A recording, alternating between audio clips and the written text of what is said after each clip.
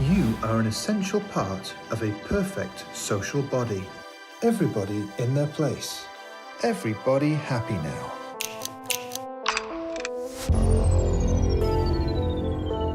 The book, Brave New World, was written in the 1930s, and yet it's still describing something that we relate to. It's a utopian world, but it's really about, well, what kind of dystopia does that create inside? There's two worlds, the savage lands and New London. The savage land, people are truly free, but they have nothing.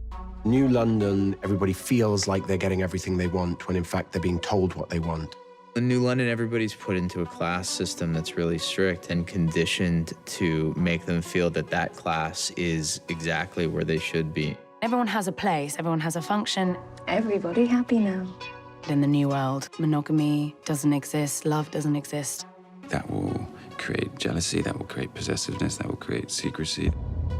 People self-regulate. They take a pill called Soma, and it'll target whatever you're deficient in and buoy you up, so no one ever feels any sort of negative sensations.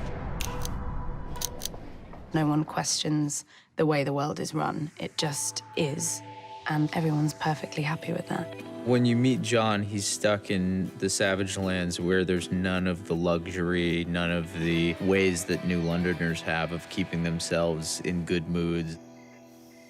This can't be how you people feel. Welcome to the real world. He's the person who hasn't been taking these drugs. He hasn't had that conditioning. He hasn't been put in this clear societal role. So when he actually gets taken to this crazy New London world, I think one of the things that John does is start poking holes a little bit. Maybe there's something missing when pain is gone. We're gonna die here! I might as well have a drink. This has an opportunity to take people on a journey and really challenge some of their existing beliefs. It's really not about the future. It's really about our world. Brave New World is provocative. It's energetic, and it's fast, and it's gonna be absolutely amazing. The scope of this show is so enormous. We have world-class filmmakers. I mean, it's unreal.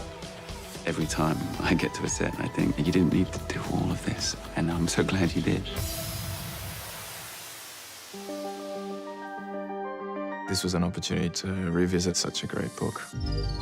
The show, in many ways, it mirrors the book, but it reflects where we are culturally today. The way that the world is painted in the script was something that really knocked my socks off. All the aesthetics of the show and the design of it are just magnificent, but also interesting as far as the storytelling. This was supposed to be a city designed by an artificial intelligence. So we actually did quite detailed layouts of the buildings, and then that would influence really the way that they looked. We were inside one the other day that was like being on the inside of a whale, like seeing the ribs. It was enormous scope. It's all very authentic, very real. I've never experienced a costume department like on this job. The wardrobe is incredible. It's iridescent, materials put together in the most beautiful way. It feels 3D. No? One of the biggest things you get with Brave New World is the level of visual effects. The whole thing is just kind of visually incredible, and the whole look of the show is going to be, it's different. I think the show will feel somehow grand and also intimate at the same time. The cast is bananas. I've been so lucky to work with such amazing talent. When I read it, I loved the story. I couldn't picture it. It was almost too big. That's something that really drew me to it. And I'm so excited to see how it comes together. You just need to embrace this place and let it be wonderful.